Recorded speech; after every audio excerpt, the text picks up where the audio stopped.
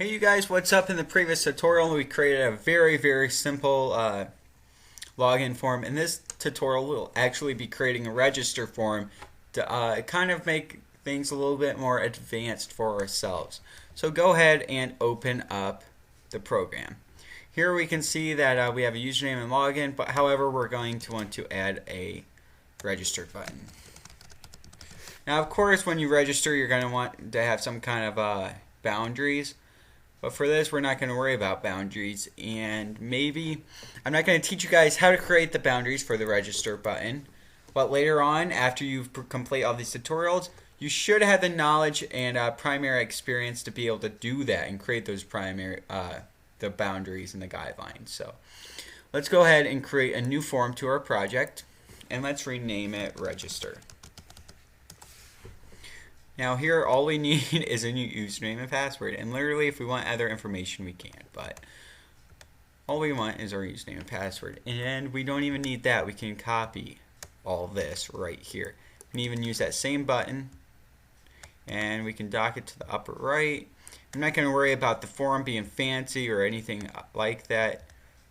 And now let's go ahead and reflect back onto our other application that we made.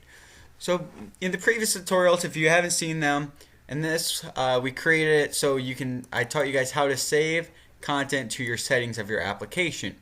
We're going to be registering the product or the login form through my.settings. So this is the register form, and in this program, go ahead and go into your project and your settings. So here we're going to create a username field.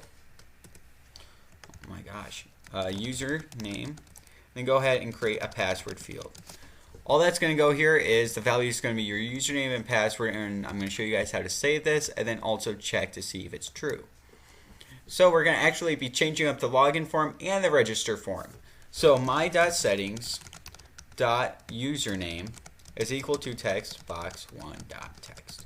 Then my.settings password word is equal to text box 2 text, and then my settings, you guessed it, save. And then what we can do is say me.close,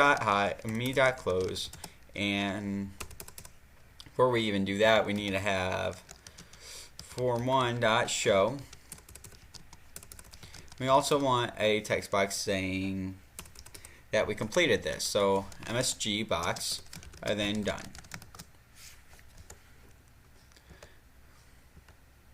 And then for here when we log in, it's not going to be this anymore. It's going to be my.settings.username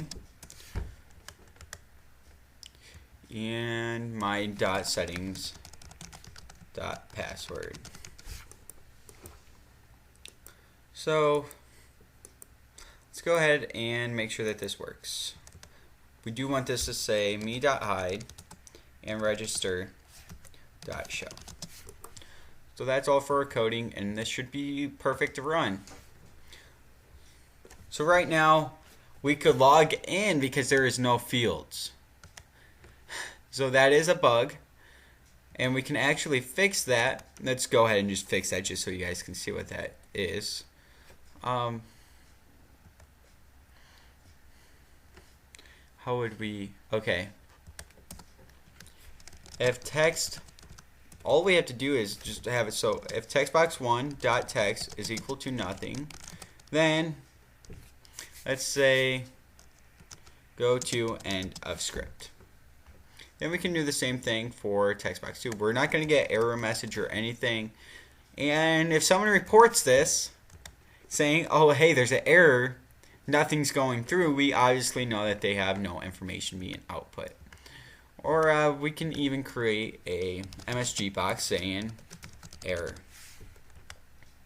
I'm going to keep it really simple because I don't want to have to take up too much time doing this, because this is going to be a long lesson and a long tutorial. So when we start this, we'll notice that we have an error.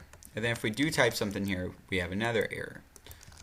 Then your information is invalid. So we can see what kind of errors and we can look them up.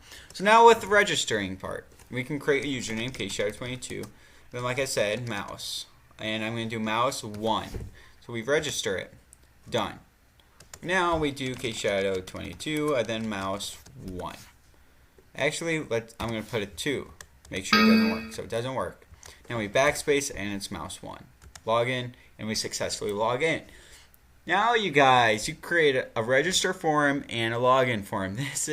You guys are advancing really quickly if you're doing this correctly. So let's proceed on, and in the next tutorial I'll teach you guys how to do it through something else. I'll teach you guys how to make this more advanced. See you guys in the next tutorial.